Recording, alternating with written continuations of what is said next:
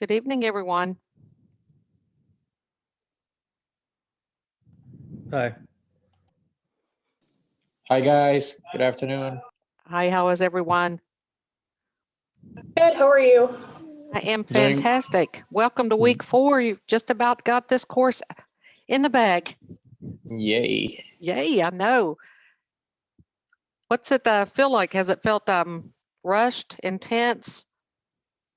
How would you describe it? Last week I had a hard time with my assignment because it was like they wanted us to project what to do after with our degrees.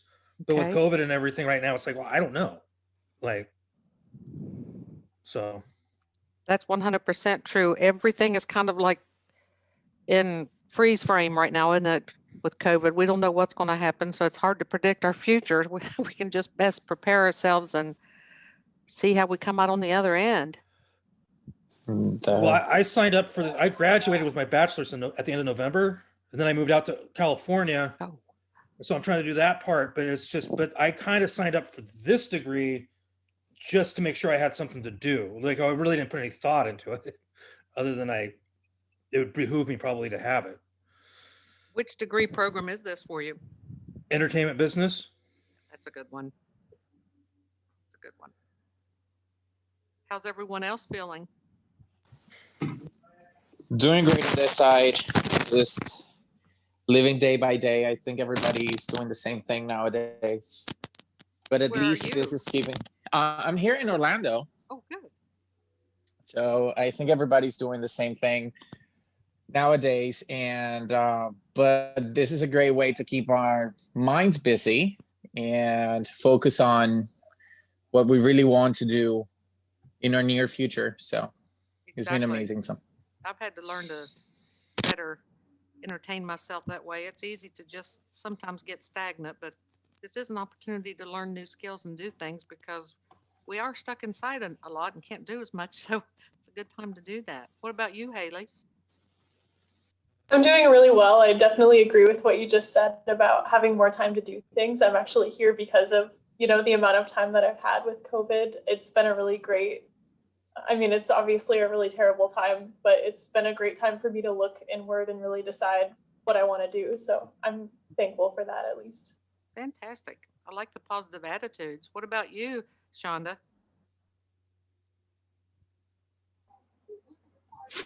Okay. All right. Can you guys hear me? Yes, ma'am. All right. Well, it's kind of the same as everyone else, taking it day by day. I think COVID put a damper on a lot of our plans. So It sure did. just, just trying to figure this thing out. You and me both. I'm trying to figure out if I'll ever be able to get on a cruise ship again. Oh, I just seen a video about that. Yeah, Did you? the cruise ship industry is like really suffering right now. Yeah, my favorite cruise line, Holland, um, has sold several of their biggest ships in the past year, so I'm a little disappointed about that. Oh, I'm sorry to hear that. Yes, talk about plans changing for them and their employees. Hmm. So we're in week 4. The concept this week is fuse the intuitive with the rational. This does kind of tie everything together. It's the reason I like week 4 and send everyone off to their respective degree programs on a high note. And I thought that the best way to close this mastery course for everyone was in the words of Robert Greene himself. So I'm going to play this little short video of Robert Greene talking about fusing the intuitive with the rational. He can summarize it better himself because I don't think I need to summarize it for him. So hang on just a second.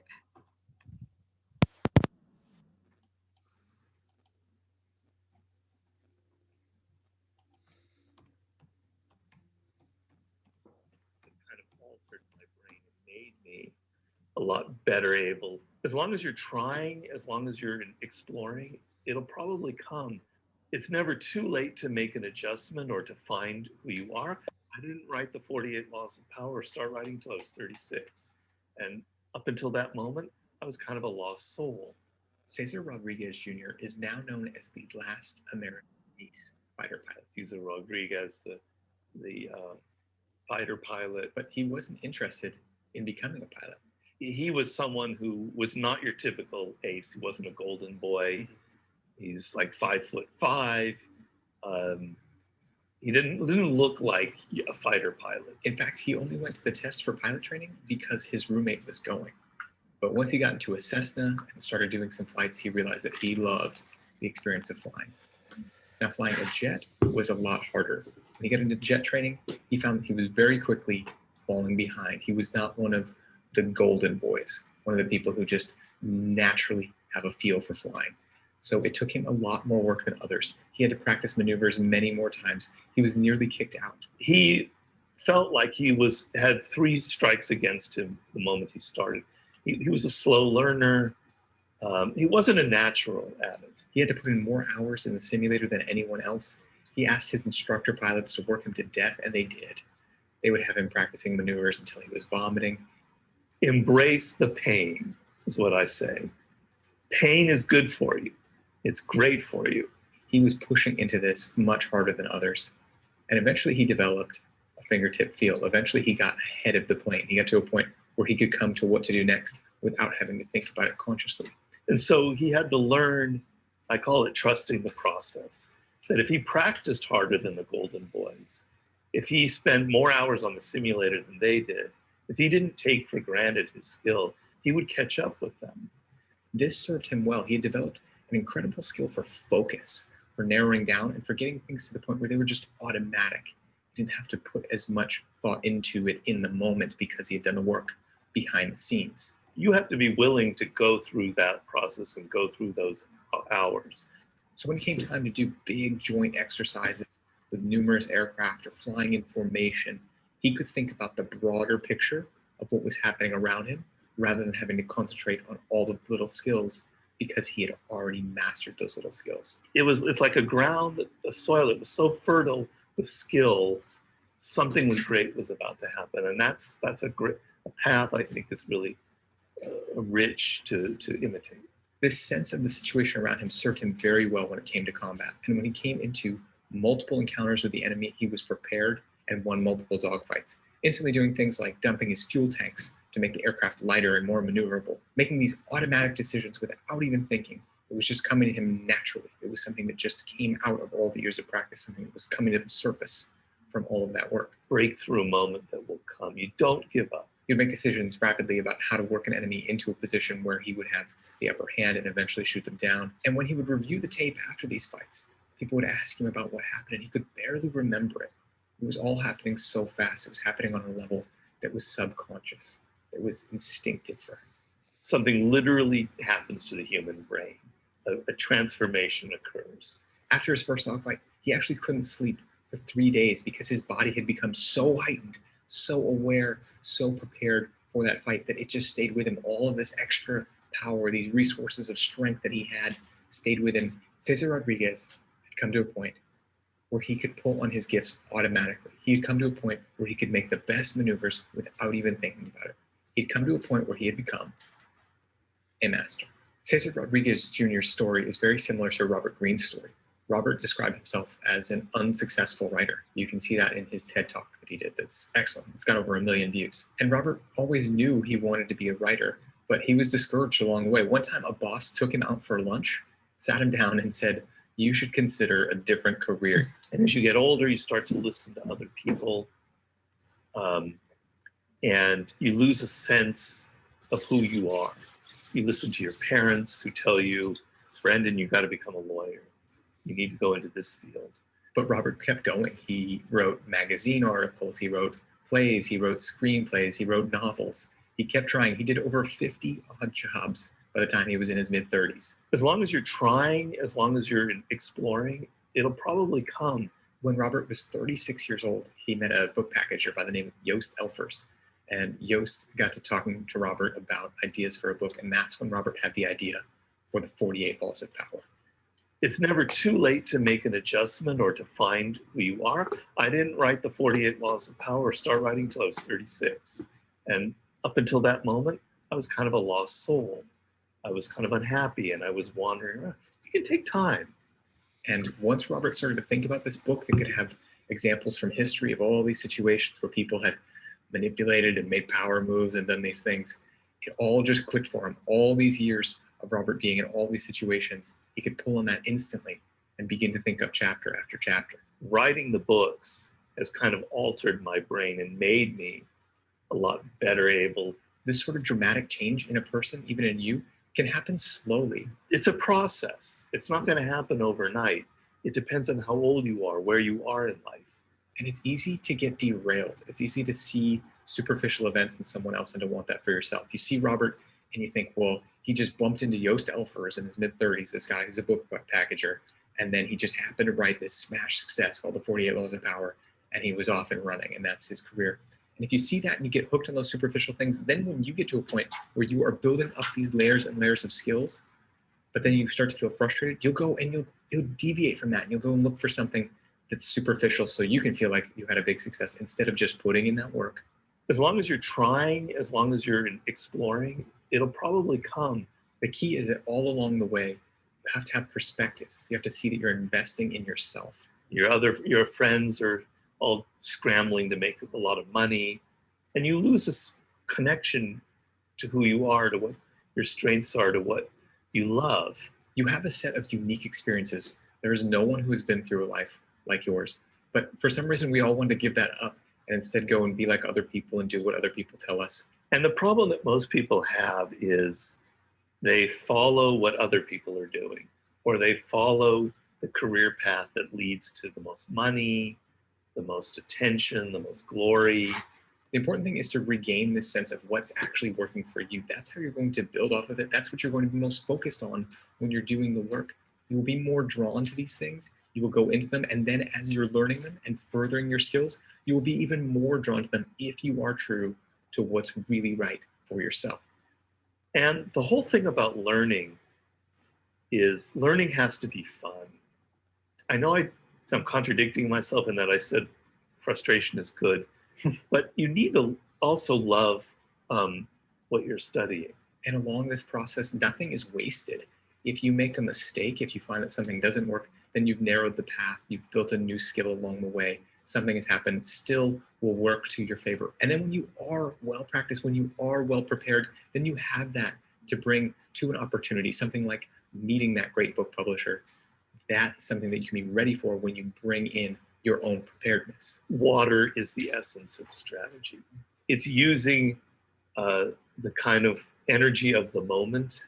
If you can keep this up and put in 10,000 hours of deliberate practice, we all put in 10,000 hours of work, but you make it deliberate and meaningful, then you can develop a mind that is permanently altered, a mind that is more fluid, more intuitive, that can come to things automatically. It's about fluidity. It's a certain philosophy of life. And in time, this process can change you. It can bring you to a point where you have an animal-like instinct about where to go next, what to do. You can put that together with all of the rational things, with all of the thought out strategic things that you've come to over time. And you have this instinct about where to go next, about how to move quickly into things, how to take advantage of the situation, how to see things and spot trends before anyone else. And you can become a master. All right. Let me switch back.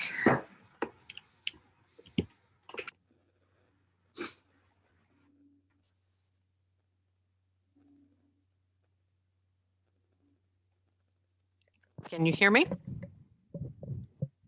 Yes. Yep. All right. Stop.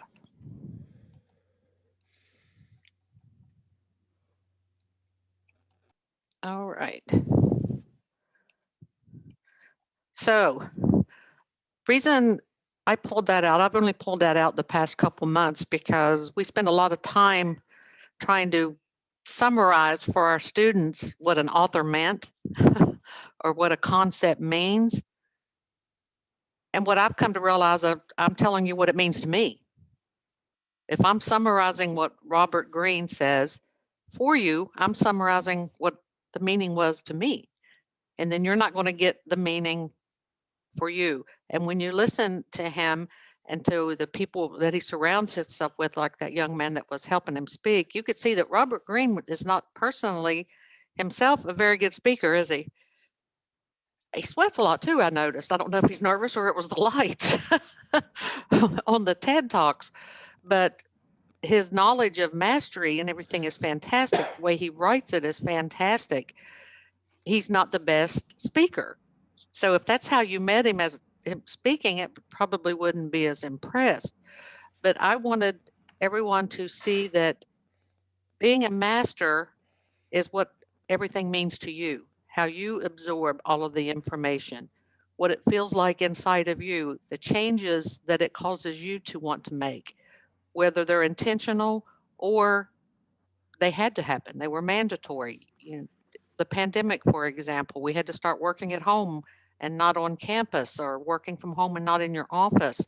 There are changes that we cannot do anything about, but we can prepare ourselves to be better equipped for any of those changes. And that's by always being open to new information, is what I get from Robert Greene's lessons, and never giving up.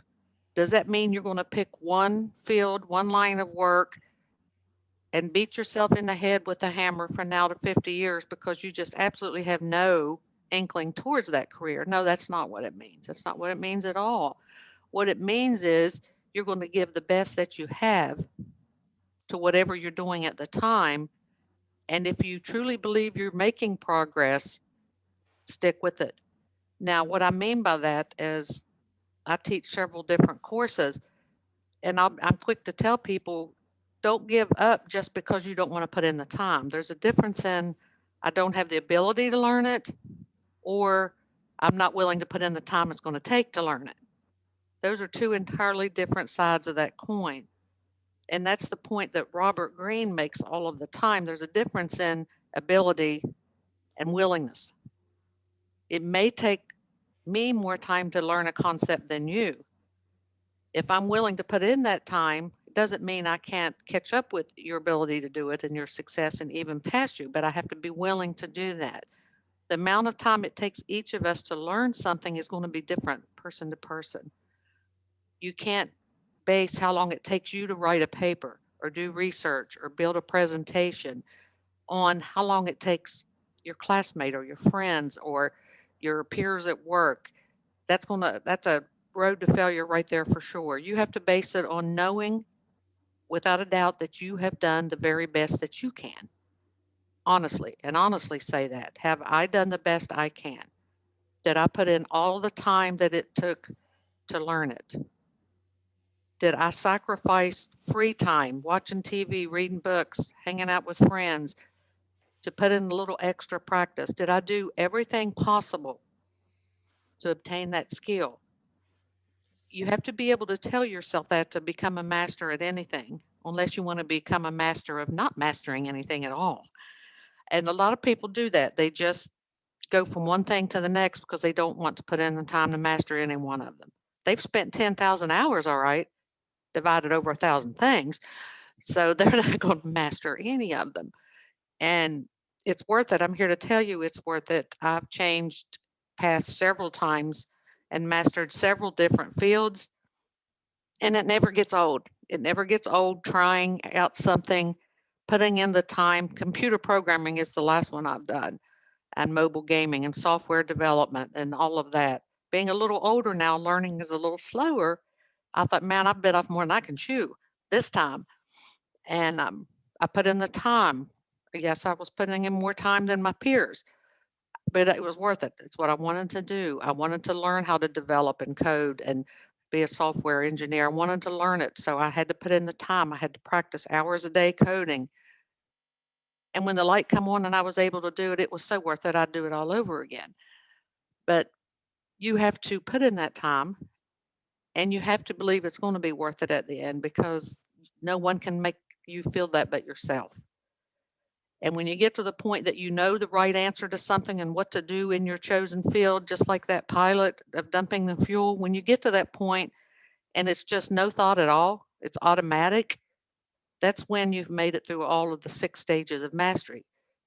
You're fusing your intuition with your rational thought, and it all becomes one. And that's only going to happen through learning, practice, the internships, the humility, all of the things that Robert Greene teaches. We all say we want a mentor. We want people to show us how to get where they are, but we want them to show us shortcuts. We want them to show us how. I know it took you 10 years. I want to do it next year. We want to skip to the front of the line a lot of times. We can't do that. Okay. You have to be humble when someone is sharing their skills with you. You have to respect what they're telling you, because again, keep in mind that was their journey.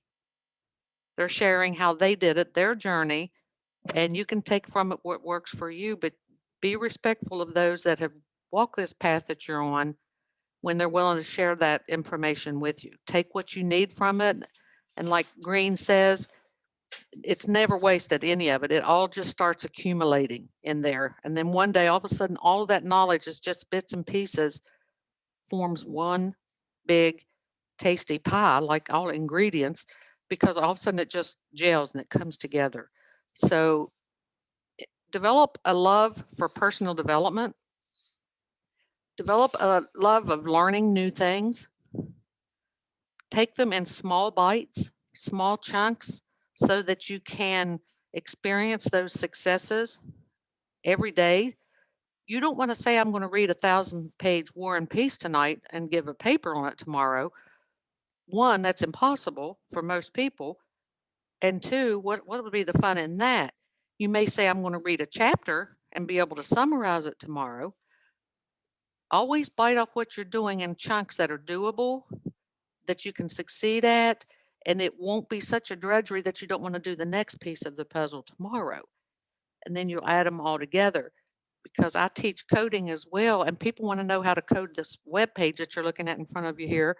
They want to know how to do that tomorrow. Yeah, I hear what you're saying, Dr. Vicky, but show me how to code that web page.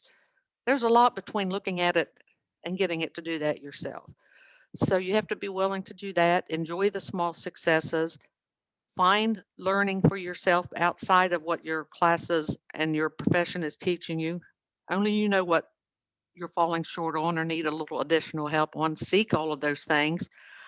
And that's what the lessons that were in mastery, developing your personal learning network and all of those things. It's teaching you how to reach out, find people that are doing what you may or may not be interested in. I don't know. People that you can follow on social media to grab any morsel of knowledge that they might drop along the way. Because to think that everybody's just going to gladly hand out all of that knowledge, that'd be nice if that's the way it happened, but it doesn't typically do that. People are They're afraid it'll take away from them a lot of times, but just grab it all. Every little lesson you can. Go to LinkedIn Learning and get little small 10-minute videos about your subject. LinkedIn Learning. They are so well done. And the reason I say them is because they use professionals that are vetted and successful in the topics that they're talking about. And if you watch 10-minute snippets of something about your field or what you're trying to learn, all of a sudden this just starts building and building. It's like a habit. If you do something 10 times in a row, it becomes a habit and you don't have to think about it anymore. That's like learning to wear a seatbelt. If you put them on every time you get in the car for 10 days, all of a sudden it's a habit. So if you can every day watch a 10-minute segment of something on your field, not only are you developing a habit that you desire that 10 minutes, but you're also absorbing all of the things that you watched and engaged with for those 10 minutes. I do coding every day, at least an hour. My spouse over there in the corner would say she wishes it was just an hour, but I code every chance I get because I like the way it feels when I learn something new and when I'm successful at it and I push the button and it works. But it's become my habit of teaching myself and practicing my skill. And if I don't do it for a couple of days, I feel bad. So it's like exercise. So personal development is finding a path that works for you, something that you can get what you need to feed your soul to develop that mastery. So I wanted to share that with you because mastery is not easy. A lot of people call themselves masters. You heard him mention 10,000 hours. There's a book called Outliers, Outliers. That book is world famous for teaching leadership and for teaching how to master anything. It's one of the first ones I've read, and I've read several times. It tells the story of how people learn and how you became proficient. And it says things like Tiger Woods. Do you think he just woke up one day and said, I'm going to be a professional golfer and therefore, wow, I'm going to be the best in the entire world, a prodigy? No. They go through the football players, Peyton Manning, Tom Brady, people like that, Hank Aaron that we just lost recently. They had to put in at least 10,000 hours of deliberate training and practice, like they mentioned in the video. And it's been proven scientifically, deliberate practice. Not I'm just sitting in front of the computer for 10,000 hours. Well, I'm not going to absorb it that way, but deliberate practice in small chunks. And the people that actually do that are called outliers for a reason, because everyone else is scattered in here on the scatter plot. The people that actually do that are way out here on the chart. They're outliers, way out here in how far they've progressed because so few people are willing to do that. So I wanted to leave you with that before we go over this week's lessons, that if you put in the time, be an outlier, be a master. If you're in this group of all of these dots on this chart, you're not one of you is masters, right? You're all in the same place. You want to be out here. You want to be the person that people go to ask advice on that topic because they know you know it. And if you don't, you're going to tell them you don't, and you're going to find out and you're going to get it for them tomorrow. You want to be that person. And to do that takes deliberate practice. Make yourself a calendar. I always have my notes right here everywhere I go. If something comes up I hear, I'm like, what is that? I don't know what that is. I write it down. Guess what? I know what it is here in a few minutes because I'm going to look it up on Google. So the reason people know all the things they know is because it was deliberate. It was intentional. Students will ask me, how do you know all of that? Well, when it was brought to my attention, I didn't know it. I looked it up, now I do. So it really is that easy. And before you know it, you have a list of stuff that you learned today that you had no idea you even didn't know. So it really does work that way. Your brain is a sponge. It will soak it all in. It will start following it and categorizing it. So don't ever let anybody tell you you can't do anything you want to do. If you're willing to put in the time, you can. You absolutely can. I believe that. I've been an air traffic controller. I've been a stockbroker. I've been an accountant. I've owned businesses. I've computer programmer. I don't think it's ever too late to learn something new. I don't think it's ever wrong to add to your toolbox of skills of things that you want to do or have a passion about, or you just want to find out if you do like it. It's never too late to do that. And you can't learn too many things. You can put them all together, like he said. It makes me a better teacher because of all of the things I've done. I would be kind of narrow focused, wouldn't I, if I'd have been just on one path the whole time? I wouldn't be able to share all of the experiences.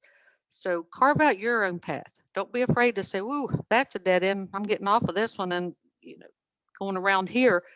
But take every chance you can to learn something. So this week we're wrapping it all up. I know I learned a statement the past couple of months. I heard someone say these 4-week classes or boot camps or whatever is like drinking water from a fire hose. That's how fast information comes to you. And in these full sail courses for 1 week, it does feel like you're drinking water out of the end of a fire hose. I know that, and I'm aware. So, but do take the time to enjoy this journey, because the journey is part of it, not just the destination. So this week, um, you're looking at the course that I teach from. You all was to read the chapter of Fusing the Intuitive with the Rational, which we just summed up in the little video. And tonight you have your week 4 discussion initial post due, and then the reply post due on Sunday in the RISE method. And then Sunday also you have your timeline presentation to put in your Spark blog. Now on the discussion, what we have here is you're going to watch the video of Robert Greene that's right here below. Watch the video and you're going to read the chapter, and you're going to, a minimum 4 paragraphs, just cite and describe 3 concepts from the textbook strategies, attaining mastery, that somehow relate to what you got out of the video. Now, again, there is no right or wrong answer in this. That's why I keep saying it's about what it means to you. People say, am I on the right track? You're only on the right track if it's what it means to you. We're not looking for you to tell us what we got out of the video compared to the book. We're looking for you to see what it means to you. So when you watch the video and read the chapter, just cite 3 of the concepts that resonated to you and how that felt. And which example of a mastery leader most resonated with you. Doesn't have to be one from the textbook. If reading that and watching that video made you think of somebody else that came to mind, that's okay too. That's fine.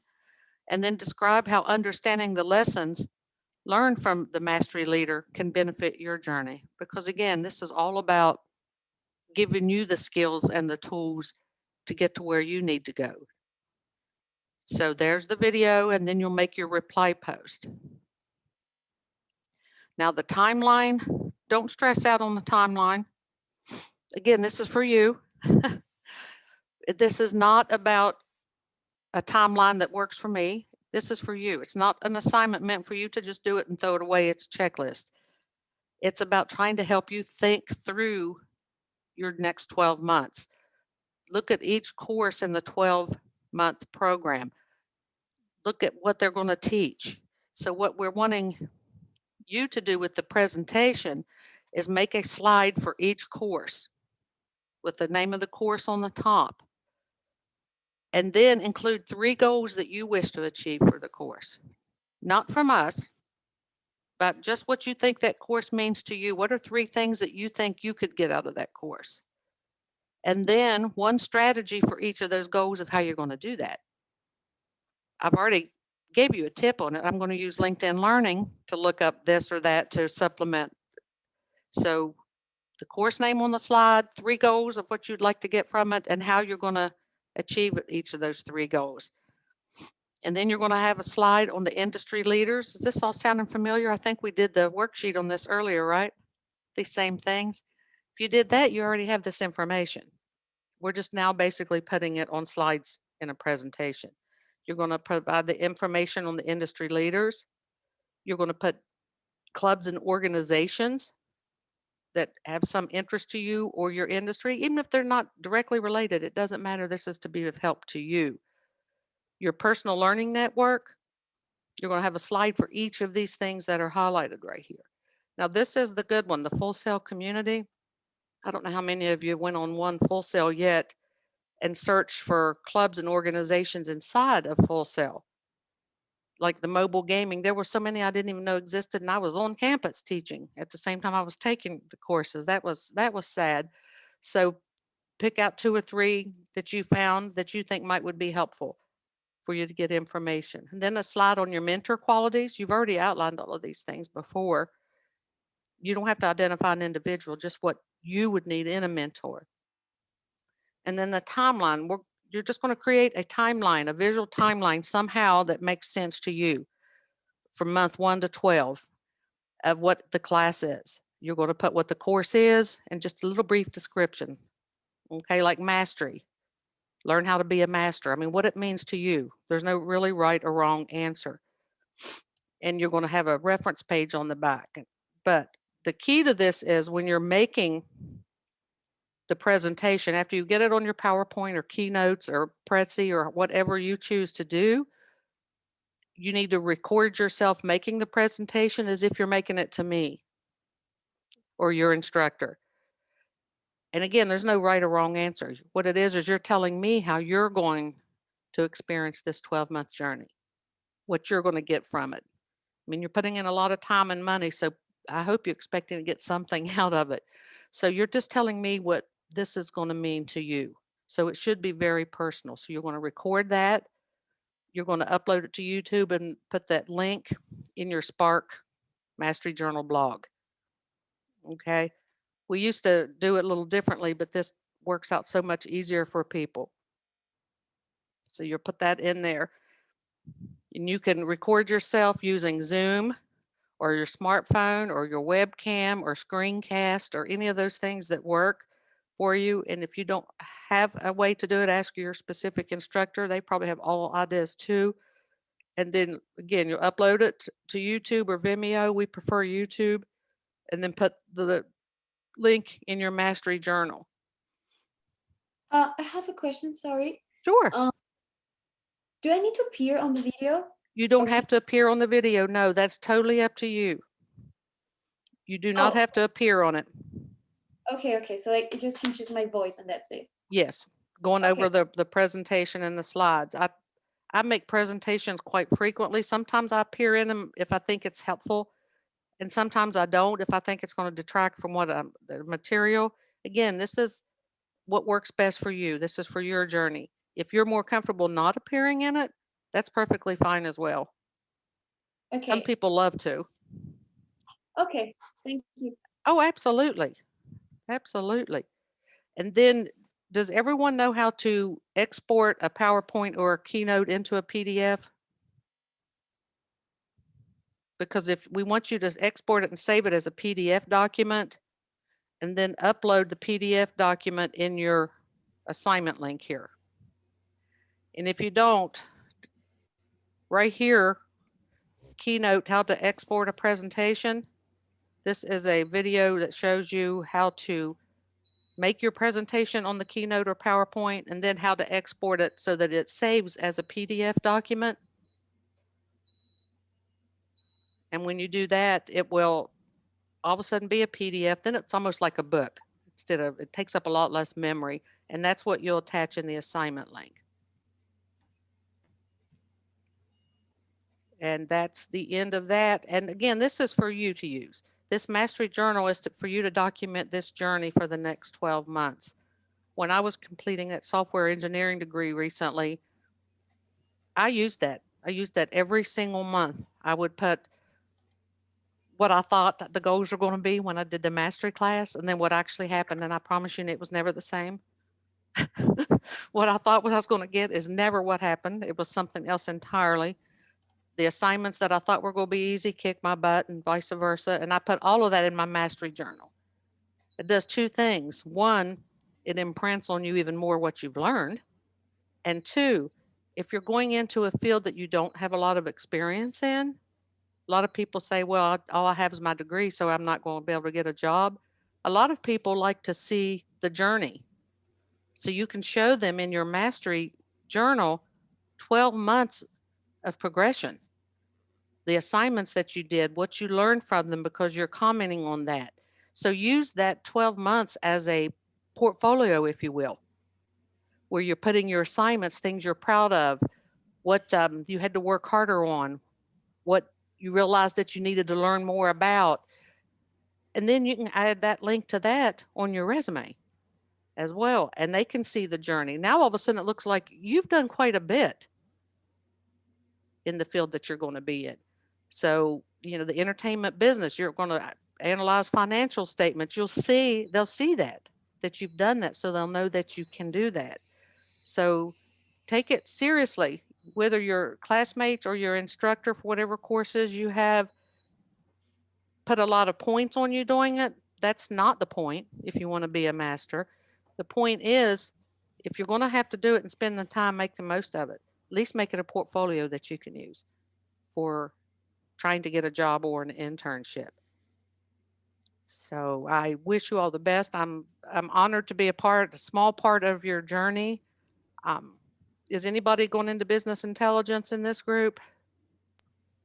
That's the degree program I'm in, but don't feel like you can't reach out to any instructor that you connect with along the way as you move to get advice or point you in the right direction, because you can reach out to any of us at any time to do that.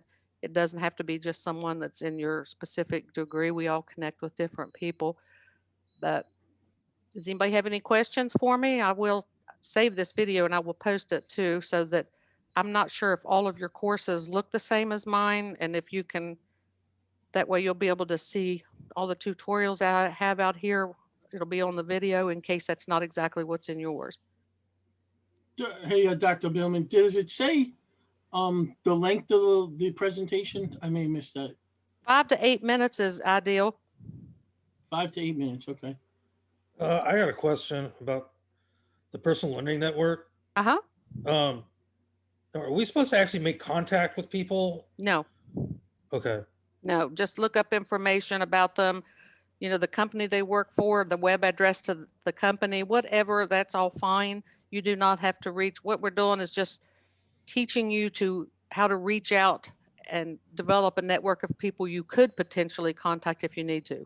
Okay. And then what about, okay, so then with industry leaders, I provide the contact information. So industry leaders, what about those? Are we supposed to contact those people then? Same thing. Don't contact anybody. You're just putting the company, who it is, and how you would potentially get a hold of them. You don't And then- actually have to contact any of them. And then for clubs, are we encouraged to just use Full Sail, or do we need to use clubs around in my area? There's two different categories here. There's clubs and organizations that are outside of just the trying to, Full Sail, and there's Full Sail community, which are clubs and organizations within Full Sail. There's both. Those are two separate categories. Okay. Okay. Because I mean, being out here, I've been chucking out resumes. Well, I was doing 3 to 5 a day for the Right. first month I got out here. And it's just I'm not getting any responses from anybody.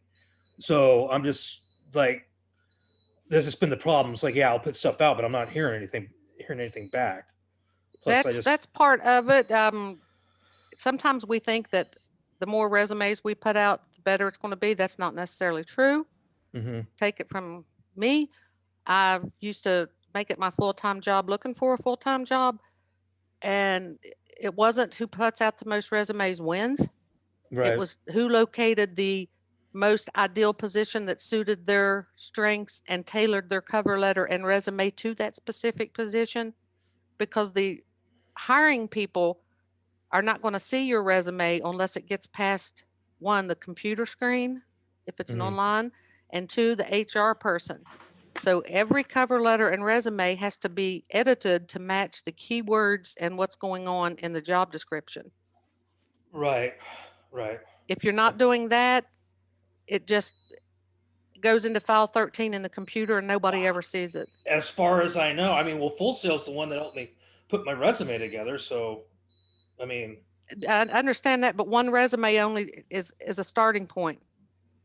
yeah, but I'm just saying that I have what they told me to put on there as far as skills and everything goes. Right. Like And you want those- to edit that, and you want to edit that a cover letter to suit the exact job description that you're trying to get, how your skills apply to the job that you're applying for, why you are interested in the company. Heck, make it up. Well, yeah, I've done that. I've been, yeah, I just would write one up really quick, just be like, hey, I want to come work for you because of this, Yes. you know, this and that. And then it's just been, I don't know if it's COVID or it was because of the holidays or what. It's a little bit of both. And it's because with the online systems, companies get inundated, absolutely inundated with applicants.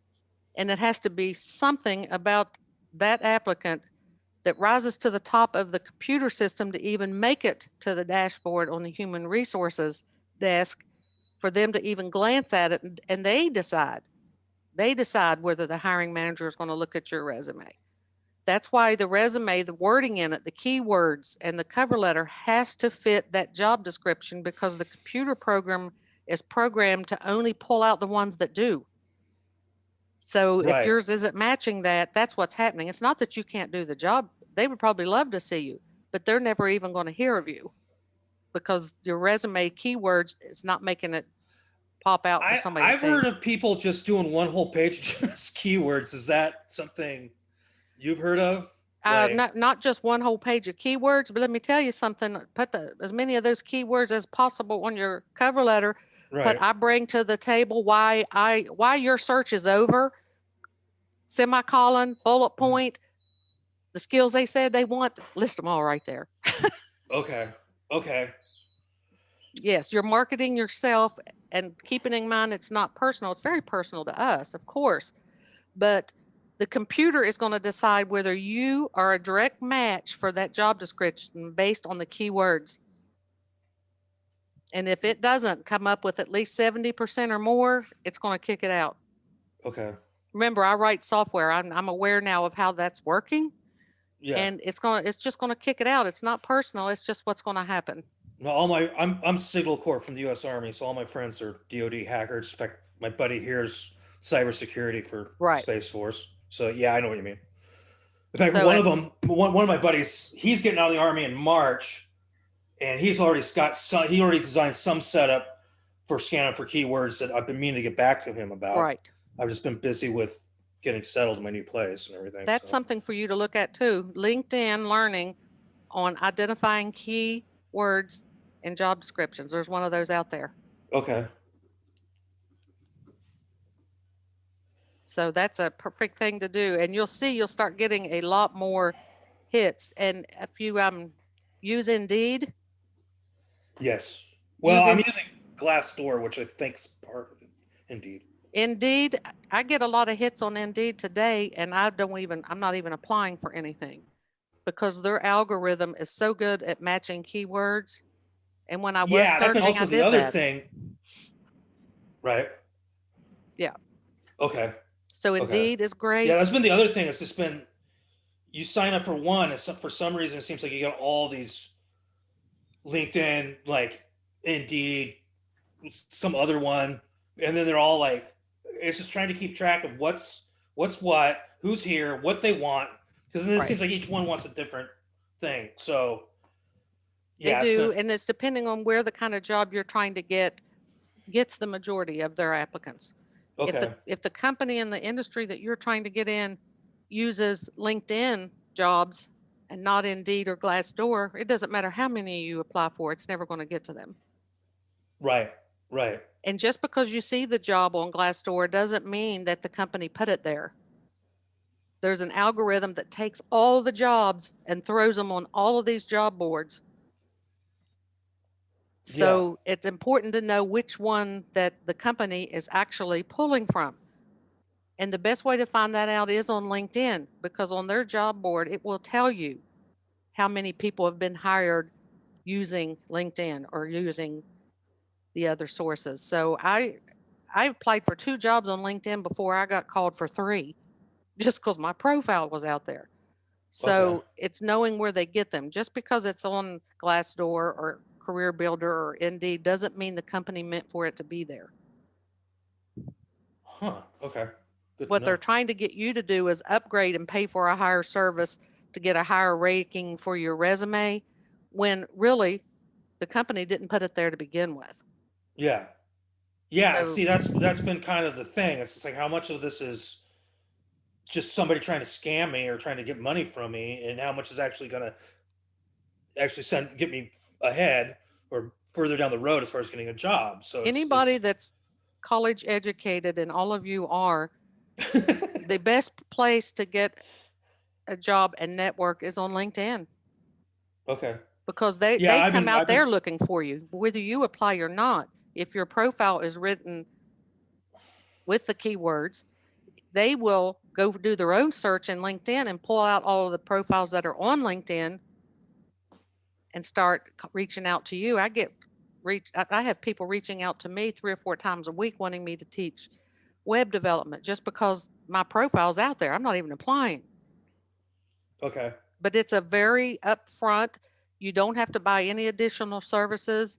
Just make sure your profile looks good. Look for me on there. Okay. Let me pull one up so that right here it is. It's even on my home screen because I use it quite a bit.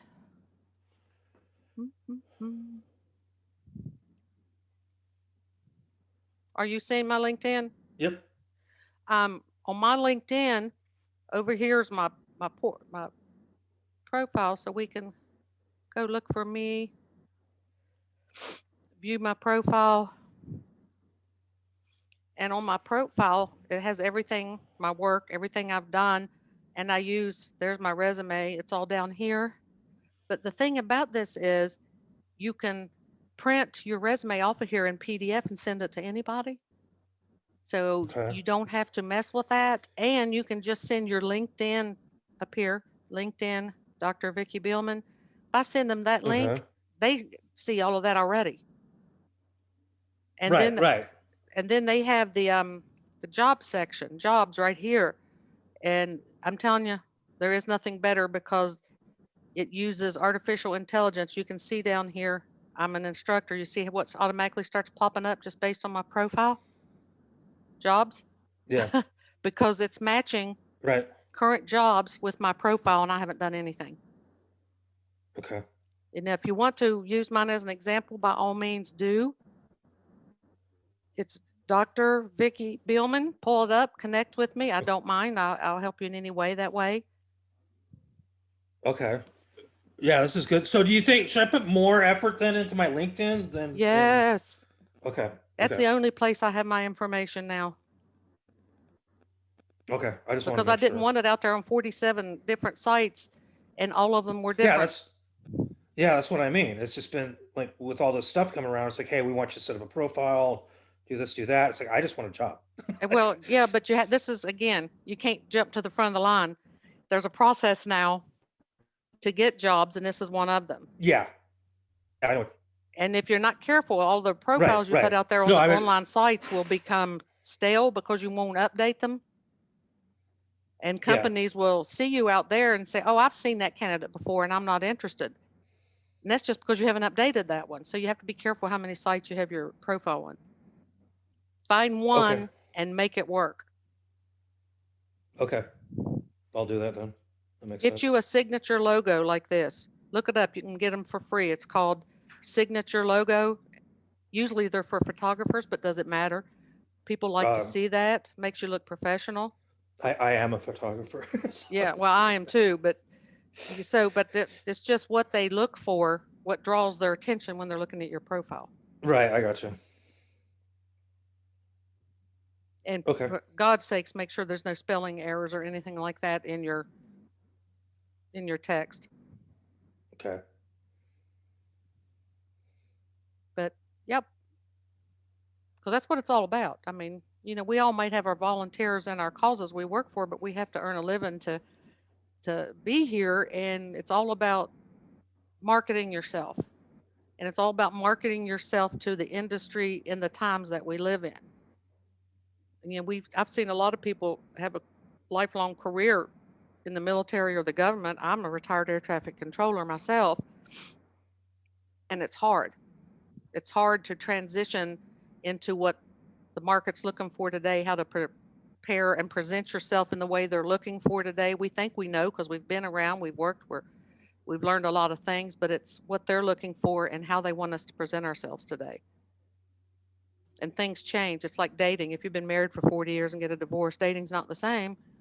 Looking for a job is not the same as it was 5 years ago either. Right. Hey, Dr. Billman, have you Yes. paid for upgrade to your LinkedIn, or is this just a very non-paid for? Non-paid for. No upgrades. I have a question about the assignment. Uh-huh.